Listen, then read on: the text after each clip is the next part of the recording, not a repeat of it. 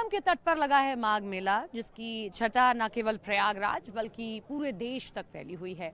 लोग यहाँ मकर संक्रांति के मौके पर या बाकी जो पावन स्नान के दिन है स्नान करने आ रहे हैं, लेकिन इन सब के बीच में एक तस्वीर मैं आपको दिखाती हूँ। आप देखिए, ऐसे ही त्रिशूल, ऐसे ही ये रुद्राक्ष लगे थे कुंभ के वक्त। मैं कुंभ में जब आई थी मैंने देखा था, उस समय संख्या थी 12 करोड़ मौनी बाबा की ओर से लगाए गए हैं। इस बार संख्या 5 करोड़ है। ये पूरा का पूरा शिवलिंग उन्होंने पूरा रुद्राक्ष से ही तैयार किया है और आप त्रिशूल भी देख सकते हैं। और अलग अलग रंग के त्रिशूल हैं, कोई काला है, कोई सफेद है और कोई येलो है। ये कारण है उन्होंने जो अलग अलग रंग के त्रिशूल लगाए हैं। खुद हमारे साथ मौनी बाबा हैं, उनसे हम बात कर लेते हैं, वही आपको बता देंगे कि आखिर क्या कारण है कि अलग अलग रंग के त्रिशूल लगाए। मौनी बाबा, ये क्यों आपने अलग अलग रंग के त्रिशूल लगाए हैं? यस्यांगे विभाते भूधर सुता देवा पगावस्तके भाले बाल विधुर्गले जगरलम यस्योर शिव्यालराट सोयम भूति विभूषणः सुरवरा सर्वाधिपा सर्वदा सर्वः सर्वगतः शिवः शशनिभः श्री शंकरः पातु मां।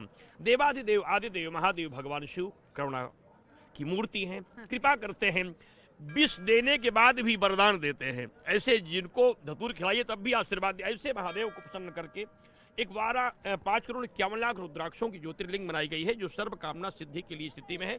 शिवपुराण की दृष्टि से यह शिवलिंग, ये मेरे को कोई पीला दिख रहा है, कोई सफेद दिख रहा है, कोई लाल, कोई काला, जरा हमें बताते चलेंगे वहीं चलकर कि ये क्या कारण है? ये काला किस लिए है?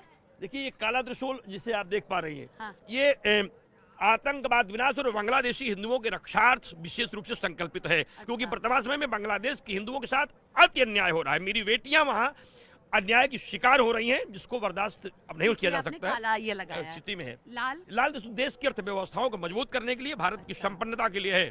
पीला त्रिशूल महामारियों को रोकने, कुंभ के बाद फिर कोई हादसा ना हो उसे रोकने के लिए, क्योंकि बंगला देवी जो हमारी पीताम्बरा माँ है उनके लिए ये स्थापित किया गया है। सफेद ज्ञान विद्या विद्धि मेरे देश का साहित्यकार, पत्रकार, नेता, अभिनेता योग्य हो, जिससे भारत विश्वगुरु बने।